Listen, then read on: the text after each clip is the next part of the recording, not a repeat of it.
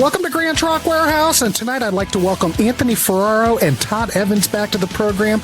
Tonight we are going to rank our top 10 favorite tracks from Duran Duran.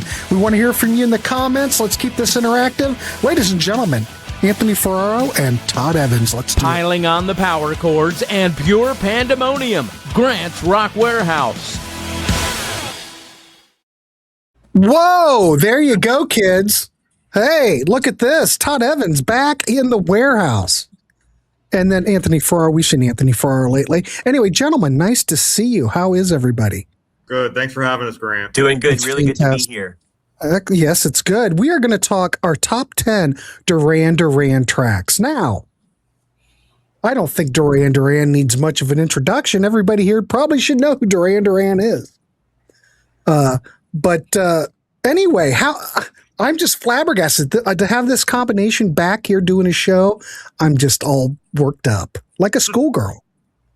Anyway, gentlemen, how do you want to do it? We all have 10 tracks. We'll have time for honorable mentions at the end. 3-3-3-1. 3-3-3-1. I'm good with that. Let's do that. All right. That's what we do with Pete.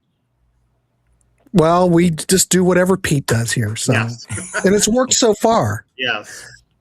3-3-1. All right. I'm going to go Anthony. I'm going to go Todd, and then myself, and we'll just loop around. Anthony Ferraro, what are your first 3 picks? All right. So I'm going, my number 10, I'm going to a recent record they released in 2021 from Future Past. I know it has a lot of guests in the lineup, but I'm going to go with Give It All Up with Toe Love. I really don't know a lot about her, but her vocal that she adds to the tune is tremendous. And I just think Simon's chorus is just one of the most powerful things he's ever done. It just, right when I heard it from the get-go, it just got me right away. So I'm going with Give It All Up at number 10. My number 9, I'm going to 2007's Red Carpet Massacre. I'm going with Falling Down. Just a great kind of like, it's one of those Duran Duran tunes that they were kind of like known for when they were doing the project for So Red the Rose. What was that band? Arcadia, Arcadia, like which a little more like less poppy, more like just kind of like atmospheric rock. Great chorus, killer keyboard intro, killer keyboard solo, or not solo, but killer keyboards by Nick Rhodes in the tune. So I'm going with Falling Down as my number 9. And then I'm going number 8. I'm going with All You Need Is Now album from 2011. I'm going with Girl Panic, Nick Rhodes, John Taylor, hammering unbelievable keyboard and bass lines throughout the tune. Great chorus. If you've ever seen the video, very provocative. Cindy Crawford's in it. So I'm going with number 8, Girl Panic. So number 10 is going to be Give It All Up. Number 9, Falling Down. And number 8, Girl Panic. Holy crap. Listen to Girl Panic. You'll love it. It's just a fantastic driven tune. that's a good one. I'm writing it down. I don't think I've heard it. Don't forget, kids, you're going to find out there's going to be a trend with all my picks, so I'll let you all figure that out. I want to mention that Arcadia album, and I think Todd and I've talked about this before. The long-lost Duran Duran album. I think the Arcadia album, fantastic. It would have fit in perfectly right after, Rage Tiger. I think it would have fit in perfect right after that. I love the Arcadia album. It had guests from like Sting and David Gilmour on it. Yeah. Yeah. Great record. If you haven't checked out the Arcadia album, everybody always talks Power Station. Fine. Nothing wrong with Power Station. But that Arcadia album, check it out, kids. All right. Todd Evans, what are your first 3 picks? Okay. My number 10 was kind of an upset. It kind of snuck in. I didn't think it was going to make it. But my number 10 is The Seventh Stranger from Seven and the Ragged Tiger. Of all of the closing tracks for those first 3 albums, I think it's better than the debut, but it's not as good as the Rio closing track, but it's pretty strong. And the sad thing about it is it's really the last album where you get the core 5 lineup. I'm not sure if That's what people call it. The original lineup. Right. And it's really bad because Andy Taylor kind of has come into his own sound there. It's almost a little bit frippy a little bit. And his little noodlings behind the verses and the chorus are really they're really pretty cool. And they were starting to really gel with the sound, and he was really coming into his own. So it's kind of a shame that was really the last we got of that. Oh, My number Todd, 9 that is solo. That guitar solo by Taylor is fantastic. Yeah, excellent. Very, very good. Very, very good solo. My number 9 is Notorious. We all went into that album, I think, with some trepidation because of what was happening within the band, and I think Notorious is a really cool way to come back. I think I like the way it sounds. I like Steve Ferrone. There's a lot of things I like about Notorious, and so I had to make it my number 9. My number 8 is, I will say this, the only track I'm going to include from the Wedding album, which may surprise some people, but I picked Come Undone, and the reason I picked it is because I think out of all the songs from that album, it really displays how good they are with melody. They're really very, very good with writing memorable melodies. And I think Come Undone is great. I think Warren's guitar in it is excellent. It's really smooth. I think it's better than the other song. So I picked Come Undone as number 8. What was it? Ordinary World? Yeah. See, that I think people like that because it's a lot more like traditional Duran Duran in their mind. I totally understood why they did it. They really needed it. They really needed something that was kind of a sure thing, and it made a lot of sense. But I think that the melody of that song is it's kind of ordinary, and I think Come Undone's better. Excellent. I will say this, Notorious. Now, when you talk about Notorious, if you listen to the Wild Boys, Notorious really isn't that far away from Wild Boys. So it does kind of seem like a natural progression. When Wild Boys came out, though, I was all into it. I liked it. I loved it. So Notorious, not that far away, but no Andy Taylor, so it lost its sparkle. All right, kids. Well, we're going to start off. My first pick, I'm going to go with Canada, which was the B-side to Careless Memories.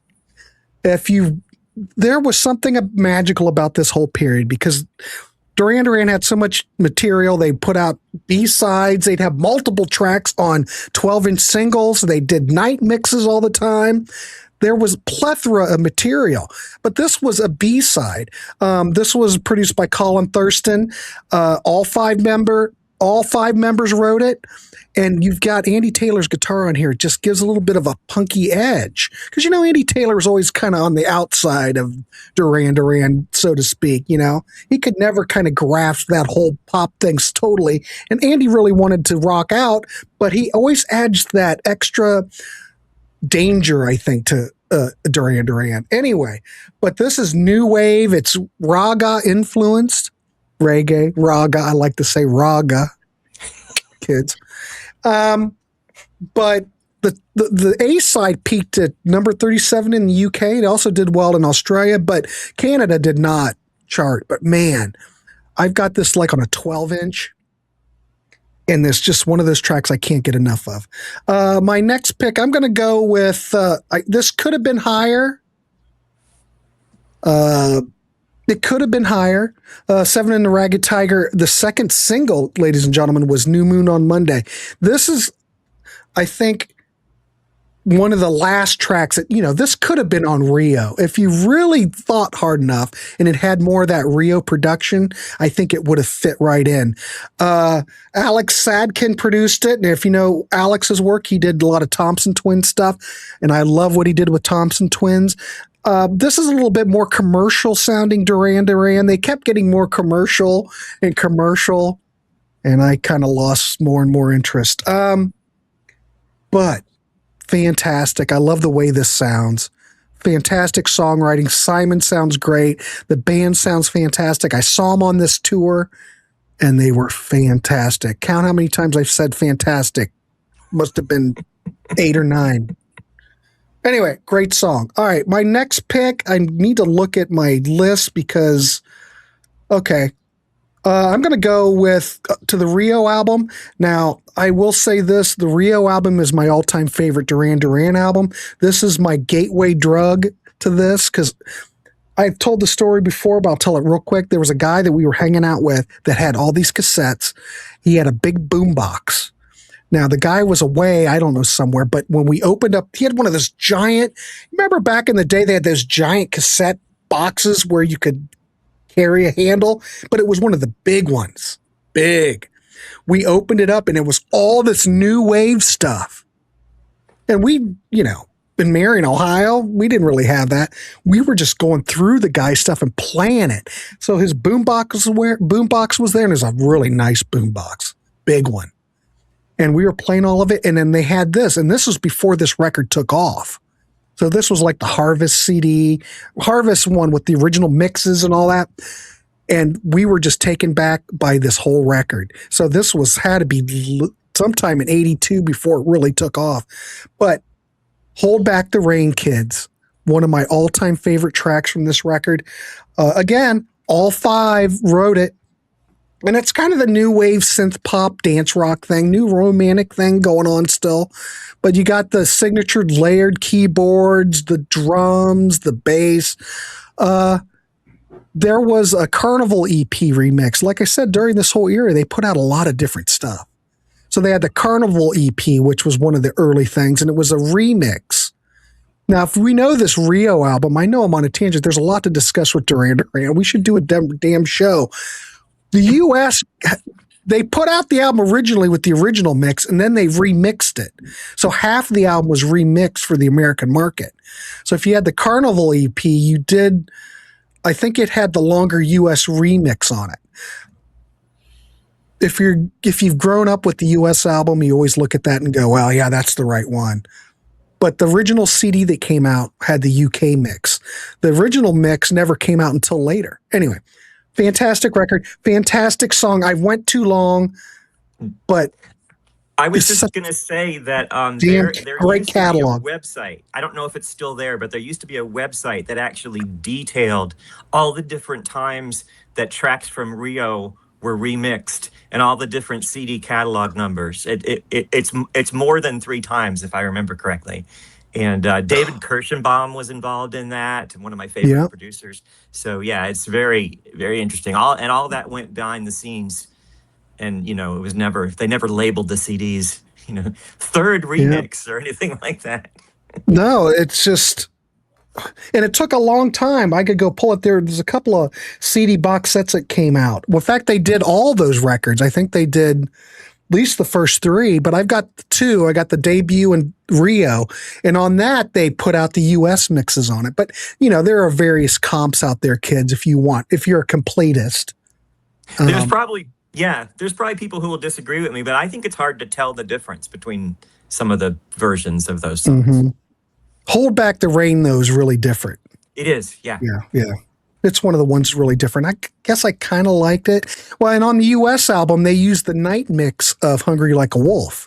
They didn't use the single mix. They used the night version, which was weird for the U.S. one. And everybody, that long intro, I have no problem with them using it.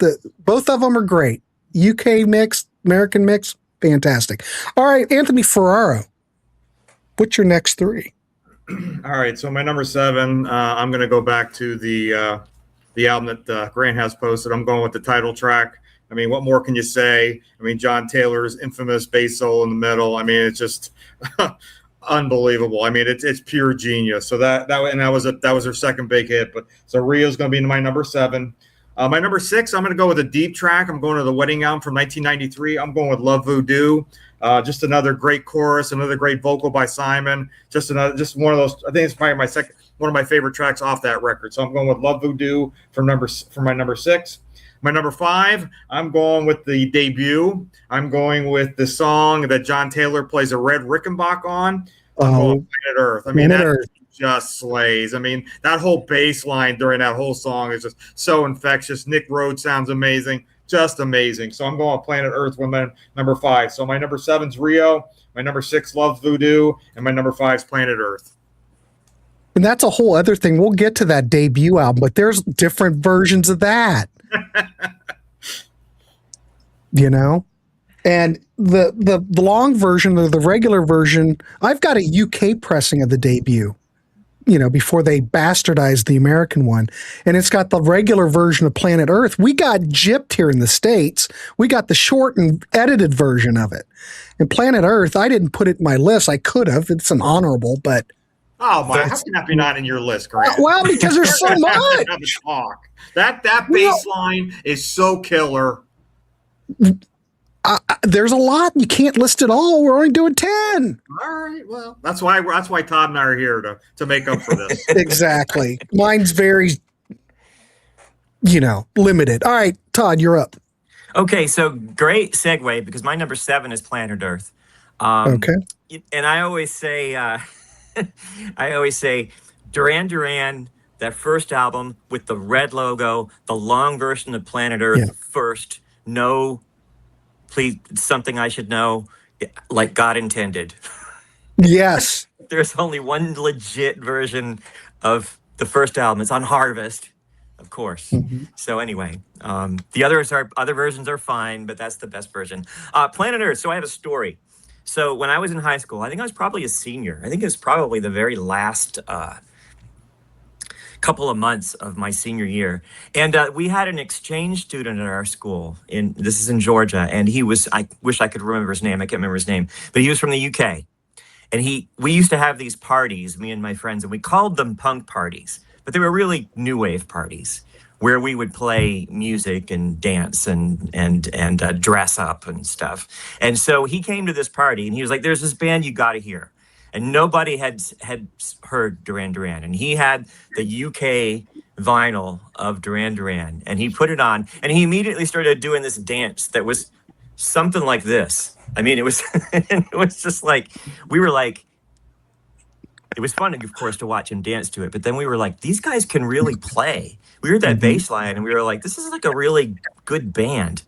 And so Planet Earth will always, anytime I have to rank tracks or anything, it's always going to come up and it's always going to be a part of it. And I have it at number 7.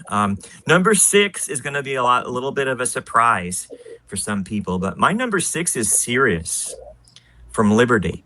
I don't think Liberty is that bad of an album. In fact, I would go so far to say as I like it a little bit better than Big Thing. I think it's a little bit more consistent. But I love Sirius because I love Warren Cucurullo, and his parts in Sirius are just fantastic. And I think that's the best they have. That song is the best they ever sounded on a record. It's the best engineered. I just think that the clarity of the recording is great. I think the song is great. I think the guitar playing is really, really good. I like the way that the chorus is sung 3 times, but each time it's different. The first time it's by itself, and the second time it has like a sub-chorus in the background, the part where he says, I may be right, but I may be wrong. And then the third time is even different from that. I just think it's a really cool song, and it's always been one of my favorites. So Sirius is my number 6. All right. My number 5 is Skin Trade. I think Skin Trade is a really cool song. I think it's a great melody. I like how sleek and sophisticated it sounds. I think the chorus is just fantastic. I absolutely love it. Unfortunately, I kind of feel like that album, it's kind of, for me, Notorious and Skin Trade, and the rest of it is just kind of doesn't really stand out so much. There's a song in my honorable mentions that's from that album, but I think Skin Trade is great. Underrated. Should have been a bigger hit. So that's my number 5. Cool.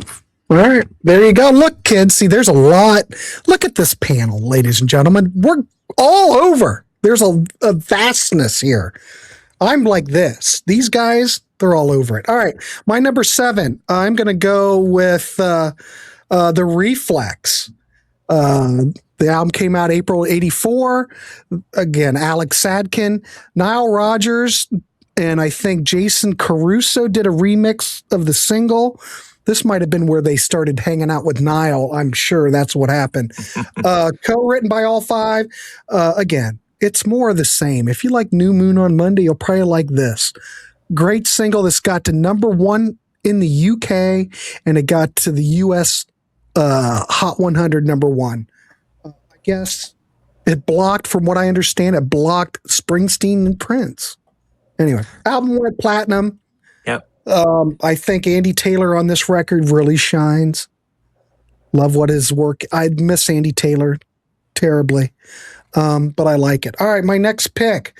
All right, we're going to go obscure. We're going to go with the track Faster Than Light. Now, this was the B-side to Girls on Film. Duran Duran is one of those bands that had fantastic B-sides. We could talk to Cure. Cure, very prolific. But the B-sides were a lot of these tracks should have been on the album. And I think Duran Duran is one of those bands. Faster Than Light, this was on the UK single 1981. Let's see. Produced by Colin Thurston, co-written by the band. And of course, we've got Andy Taylor on guitar. This is new wave post-punk. Fantastic. It's very raw. It's punchy. A lot of people like this. This is one of those tracks that people don't talk about that just kind of, it was a B-side. And it was one of those things I discovered later. But Andy Taylor's guitar, very predominant. Fantastic track. All right. My next pick. This, my buddy, a friend of mine, always thought that this, if you think about it, this is like a Beatles track in the 80s. That's what he said when he heard it. And he was a big Beatles fan. He always thought that this was a fantastic track. And I have to agree. Is there something I should know? Fantastic songwriting. Yeah, they did a stupid thing and put it on the first album and totally wrecked the whole thing because it does not fit the record at all. But they were just grasping at straws. But as a single, the video was fantastic. It's catchy. Simon sounds great. If you like Duran, it checks every box. There's nothing. I love this track, but I don't like where they put it. I think they should have just left it as a standalone single. I think the worst thing about that re-release of that first album is that the picture is all wrong. It's wrong. The picture on the original release of the first album is New Romantic and puffy shirts, and you put that picture on that first album, it completely doesn't fit. It does not fit. But whatever, it is what it is, and we're not going to change history now. I mean, it's what it is. And everybody, most people didn't even realize that the debut album had a different cover. I mean, we knew it, but just the regular they thought this was a new record. It's just weird. But, man, they were popular, and they're just trying to move some vinyl. So there you go. Is there something I should know? All right. Mr. Ferraro, you're up. All right, so I'm probably gonna pick a song that you guys aren't gonna pick. So I'm gonna go with my number 4. I'm going to 1997 Bedazzleland, and also the Saint soundtrack. I'm going with Out of My Mind. The opening chords with Nick Rhodes, fantastic chorus. It's just one of those songs that just gets me with Warren, because it was basically down to a trio with Warren, Simon, and Nick. But fantastic tune, and I do like some of the tunes on Bedazzleland. But Out of My Mind has always been a favorite. My number 3, I'm going to go piggybacking off of Todd. I'm going with Come Undone from 1993's The Wedding. The opening intro from Nick. There's something about that chorus. It's just, I remember when it came out, it just grabbed me right away. So I'm going with number 3, Come Undone. My number 2, I've been kind of like flipping back and forth between my number 2 and my number 1, but I think I'm going to go with my number 2. I'm going with another pick. I'm piggybacking off of Todd. I'm going with the Seven and the Ragged Tiger record. I'm going with the Seventh Stranger. That chorus, that guitar, there's something about it. It's just so magical to me. So that's going to be my number 2, Seventh Stranger. All right, cool. There you go. You only picked one thing from Rio, haven't you? Yet. To be determined. Okay, because I'm just to be determined. Since Rio is a perfect record, I'm just saying. Okay. All right. Todd Evans, you're up with your next 3. All right, my number 4 is A View to a Kill. I think that's a good song. Yeah, that's a good song. Gimmicky as it is for the time, I think that all of those sounds in that song are perfect for a Bond theme. I just when it came out, I was so excited about it. And I still love it. I still think it sounds, I mean, even though it's got like orchestra hits and you know, things like that, I feel like the way they did it was a little more innovative than some people were doing. So I think A View to a Kill is great. I think they were a great choice to do it. Plus, it feels like just a regular Duran Duran tune. It does. It does. Yeah. I even liked the video. Oh, yeah, video was cool. I do too. Video was cool. Yeah. I even liked the movie. There you go. We'll even go one step further. Now, Todd, was that like 86, 87? I think so, yeah. Okay. I think so. Yeah, but Andy was in it. Andy's on that track. Oh, yeah. I don't know. I should have looked that up. That'd be too late. I think it was like 84, 83. Yeah, I think you may be right. It had to be. I think it's 84. Too soon. I think it's 84, 85. Yeah, because that was like the last thing he did. If we only had computers, I'll look it up. If we only had a way to look this stuff up. Okay. So my number 3 is Rio. It is hard to even imagine putting that at number 3, but Rio is so great. Rio is such a sonic barrage of noises, and it really kind of smacks you in the face. Another short story. I was in a cover band in, gosh, this must have been 85, that formed. It was just me and my friends, and it formed just to play a New Year's party at a church. And we were called the Fabulous Mattress Tags. And most everything to do with that particular experience is really embarrassing. And there's a video and no one will ever see it. But anyway, we decided to play Rio. We had a bass player that had just started playing bass. And we decided to play Rio. And we could not get that intro. We could not get the intro. We had the keyboardist with a sequencer, and we had all the right sounds. We just couldn't play it. And I remember at a rehearsal going, okay, well, we need to listen to it all together. And I remember one of my friends saying, it doesn't sound like a train wreck when they play it. That's a good quote. And, another example of them being a really great band and being able to pull off something really ambitious sounding. And Rio is great. I think it's way up there. I put it at number 3. My number 2 is The Chauffeur. Go ahead. I'm sorry. Oh, no. Sorry, I don't mean to interrupt. I just want to jump onto that. I was like in the late, God, when was it? Sometime in the 2000s, I was jamming with a band, and they played Rio. And I understand totally what you're saying, because I don't think that track is an easy one to play. No, and we had 2 saxophone players. I was one of them, and we both tried the solo, and neither of us could do it. Yeah, but Rio's not an easy track. It was in the set anyway, so that's the reason. One of the many reasons why no one will ever see that video. But my number 2 is The Chauffeur. I always knew that it was going to make this list when we first started talking about doing this, and I thought it might be number 1. The Duran Duran song you can play for a prog fan to prove that they're a good band. I can't say enough good things about the Chauffeur. I like it from beginning to end. I like the vocals, Sing Blue Silver, and I like the sound of the drums. I like the engineering. I like everything about it. So the Chauffeur is my number 2. And it's a very dark track. Yeah. What a way to end the record. Great closer. I mean, great closer. The way Rio opening we've talked sequencing on this show, but we haven't talked about it lately. I'd say Rio, as far as sequencing goes, fantastic sequencing. Yeah, it's fantastic.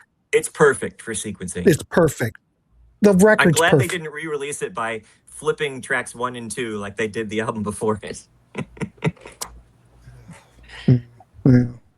I'm glad they didn't do that. Yeah, if you can go out and find the original UK vinyl of the first Duran Duran album before they ripped tracks from it, and it's the one. And I was going to say that when we were talking about that. Of course, this is a good segue. Wait a minute, was that your last one? Was that your number 2? Yeah, that's my number 2. Okay. I will say this, that UK vinyl, we're going to go on a vinyl tangent. That pressing that I have sounds fantastic. The original UK, Todd. Yeah, I need to get one of those. Fantastic. I have a German, I think it's a phonogram copy that's pretty good, but I don't think it's as good. I've heard that UK one. Now I have to go check to see what version I have. Go check. But it's, it's got the long planet Earth. It's got, what was the track that they pulled off of there? Oh gosh, you got to have that track on there. Hell, I could have picked it for one of my picks. I can't remember. Anyway, fantastic. All right, my next pick, my next three, I'm going to go with, how could I not? This could be higher. This could be, no, I think it's good right here. It's not like one of those, where did I put my notes? Shit. Well, I don't need notes. We're going to go with Girls on Film. Fantastic. There's the original cover that we've been talking about. The only cover. The only cover.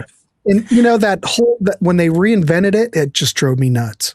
Because this is what I originally had, Girls on Film, come on, it was a single. This really brought them to the forefront in the UK, not here. It didn't do anything here. Things didn't happen until Hungry Like a Wolf, but there's really not much I can say about this. And I will say this, I had the, do you guys remember back in the day, they had, Sony brought out those, I think they had it on VHS and beta of like Duran Duran videos. And they used to do it for a lot of different bands. Todd Rundgren had one. Video 45, right? Video 45. Yeah. There was God, good brain. One. Yeah. Well, then I think, and then like a decade later, when they released the Decade Greatest Hits, they also released a Decade VHS of all those videos. But they had a Video 45 of the Duran Duran one. Had Something I Should Know. It had Girls on Film, and I think it had Hungry Like a Wolf, and I think it had Rio on it. But that Girls on Film, when for a young lad in high school, that was quite a video. I'll just leave it at that. A lot of grease and stuff. But yeah, the video that was on that videotape was not the one they played on MTV, if I remember correctly. Of course not. No, I was kind of shocked. So anyway, everybody watching this, Duran Duran, that whole video. Kind of shocking, but Girls on Film, fantastic track. All right, my number 3, I'm going to go with Rio. How could you not bring up Rio? This got up to number 1 in November of 82 in the UK. The US reissue was in 83. What else can I say that these other two gentlemen haven't? I'm just going to keep moving it along. This is Duran Duran in their golden era. This is Duran Duran. You remember MTV, they took over MTV during this whole era because they really upped the production on music videos, shooting it on film. Everything was a cinematic, it was wonderful to look at. Everything was going perfectly for Duran Duran on this, other than it took a while for him to hit here in the States. But Rio, I don't need to talk about. It's fantastic. Now, this is where I have a problem. I'm not sure if this is my number 1. God, it could be my number 1. But I'm going to keep it the way I have it. This track, I think, is one of the best tracks on this whole album. This was a single also. They put a lot of singles out from Rio.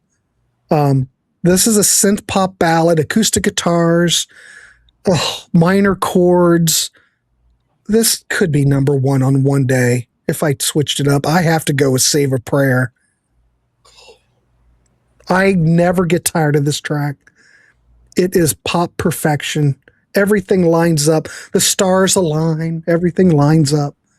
Fantastic track. So there you go. I'm going to go with number 2 today with Save a Prayer. All right. Anthony Ferraro. What's your number 1? That's my number 1. Save a Prayer. Okay. I mean, that opening intro by Nick, the chorus, there's something that song is always, I love the chorus. Just a magical tune, magical video, everything about it, just perfection. That's my number 1, Save a Prayer. The opening intro by Nick is just absolutely gorgeous. It's very, and the video fits the song perfectly. It's very beat. Yes. It's perfection for me. That's my number 1. I've always kind of flipped back and forth between Save a Prayer and Seven Stranger, but I'm going with Save a Prayer, my number 1. All right, perfect. All right, Todd Evans. Okay, my number 1 is Careless Memories. Okay. I'm going to try to not get too excited when I talk about this song because I think this song is absolutely perfect. The tempo, the speed in which they play, the sequenced keyboards, the energy at the end where he's going, get out, get out. I just think that this is one of the most exciting rock tracks ever. I think it just hits you in the face and it just does not let up. It has always been my favorite. It's one of my test out the stereo songs. I just absolutely love it. So Careless Memories is my number one. All right. Teddy's down there barking. All right. My number one, and this goes back to that story where we're going through this guy's tapes with the boombox, and he had such a fantastic collection. Split Ends. You know, we're talking early 80s, all this new wave. It was all new wave. And we were just blown away. Adamant, all on cassette. It was fantastic. And then we pulled out the Duran Duran and we didn't know what it was. And we played this track, Hungry Like a Wolf. And I had one of those moments in my life where I heard it, and considering the pop music at the time, this was one of those moments where I had a come to Jesus moment, where the sky opened up, the water parted. I thought that this was unlike anything at the time. I thought this was fresh, shiny, and new. And maybe I don't listen to it as much as some other tracks, but this is definitive. This is Duran Duran. This changed my whole world when I was in high school. And I was a fan ever since I heard this track. So I have to go with Hungry Like a Wolf. It's my number one. I don't care if it's the night version or the short version, whatever. Or the day version. Or the remix, the Nile Rodgers remix. I don't know. I don't think he. Now, Grant, do you guys remember in the right around that time there was a show called Friday Night Videos? I think it was on NBC on Saturday nights at midnight. This song, this song was a staple. Let's Dance by David Bowie. Yeah. She Works Hard for the Money, Donna Summer. That's what I remember. Remember seeing this video like quite a bit every week. They always played that video. See, at this time I didn't have MTV. They also played this on Night Flight.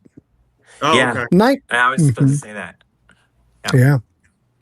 Night Flight was great, man, because you got to see Klaus Nomi. You got to see, they played Russ Never Sleeps. They played all. Do you know who did an interview on Night Flight? Lena Lovitch. Oh, you know who else did an interview on Night Flight, Grant? Who? My favorite all-time keyboard player ever. Eddie Jobson? Yes. Check it out on YouTube. It's fantastic. He talks about his Zappa experience. Of course. Of course he did. Good old Eddie. All right. I knew Eddie would pop up into this show somewhere. All right, kids. I'm going to throw it over to Mr. Ferraro for any honorables. What do you got? Yeah, I have a couple. I'm going with Back to Seven and Ragged Tiger. I'm going with Union of the Snake, the first release off that record. Great intro. Love the chorus. Typical hard-driven Duran Duran tune. Then I'm going to go to 2000, I think 2004, 2005 with actually the reunion. The first track, Reach, Reach for the Sunrise. Great chorus, great. When they reformed, that was like a typical Duran Duran song off. Was it Astronaut or what? Astronaut. Yeah. So Reach, Reach for the Sunrise. So those are my two honorable mentions. All right, cool, Mr. Evans. And also one more, Electric Barbarella. Oh, go ahead. Love that tune. Yeah, I kind of like Electric Barbarella though. I kind of like that chorus. Love the video's hilarious. So that's another honorable mention. All right, Todd. I wanted to start out by saying that A View to a Kill was 1985, and I suspect that the song was probably made in 84. So that would kind of explain the whole Andy Taylor thing. My honorable mentions, I've got, how many do I have? 6. I had at number 11, Union of the Snake. I really thought that it would make the list, and it just got cut. I pushed Seven Stranger above it. Electric Barbarella is my number 12. It's got like Warren's doing like a Adrian Belew kind of an elephant kind of sound in that song, and it's really cool. And the chorus is great. Save a Prayer is number 13. It probably should have been higher. I think it's just because I've heard it so many times. Tel Aviv, which I thought would make the list. But in my later years, I'm starting to think it's a little on the boring side. I don't think it quite measures up to The Chauffeur and The Seventh Stranger. Winter Marches On from, I know that's the third time I'm going to Notorious, but kind of a atmospheric, keyboardy kind of song. And then a Crime and Passion. Side 1, track 5 of Seven and the Ragged Tiger. Not as good as Careless Memories, but a really energetic, kind of fast song, which I like a lot. All right. Okay, here we go. I probably should have mentioned this, but also Todd should have put Save a Prayer in his list. I did not put Planet Earth in, and I probably should have, because I love it. The bass part, like Anthony was saying, it's just so killer. It's fantastic. But I want the long version. I want the night version, whatever you want to call it. There's so many versions. I can't keep track. So anyway, Planet Earth off the debut. I'm going to go with Careless Memories off of the album. Also, Careless Memories, like Todd said. Oh, fantastic track. It could have been in here. It could have been in here. And I'm going to give some props to Wild Boys. That was on Arena, wasn't it? They stuck that on Arena, which made sense. That's fine. It's a great live record. It's a great live record.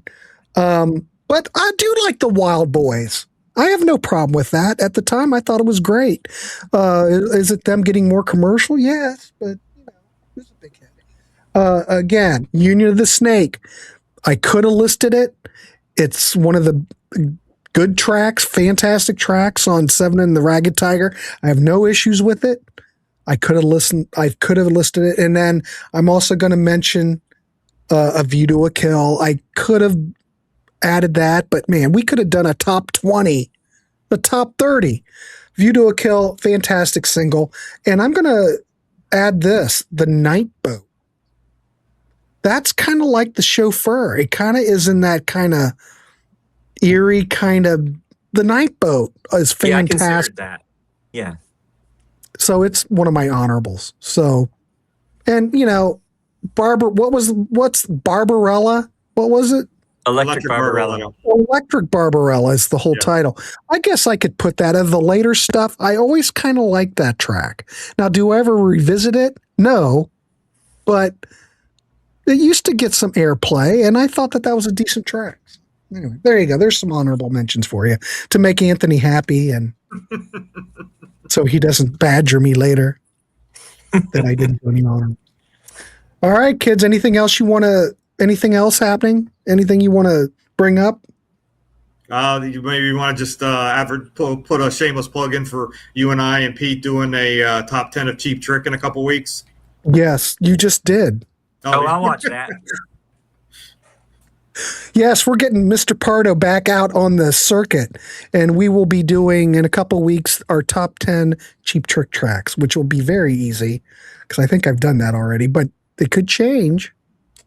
That's the thing with this YouTube thing. There's nothing wrong with redoing stuff because Pete did a top 10 Cheap Trick years ago, but everything changes. So, and a lot of people don't go back and look at these old shows, All right, kids. Fantastic. Anthony Ferraro, Todd Evans, Duran Duran. We do want to hear from you below. What are your top 10 tracks? These guys hit it out of the park. We had a lot of different eras represented. So anyway, we do have a Patreon if you'd like to support the channel that way. Links down below. We also have a Ko-fi. If you buy us a pint, buy me a pint or a cup of coffee. You don't have to. I hate asking for money. There's merch down below. Also, we're starting to stream on Twitch as well, because if you have been following the Warehouse, when we do listening parties, if you go over the witching hour of over 60 minutes, you could get shut off. But we have Twitch as a backup, so if we do a listening party and get shut off, we'll just bag the YouTube stream and go over to Twitch. So anyway, lots of changes here in the Warehouse. Keep it real, kids. And I want to thank these gentlemen for coming on the show. All right, keep it clean, wrap the rascal, and buckle up. And we will see you on the next one. Thanks, everybody.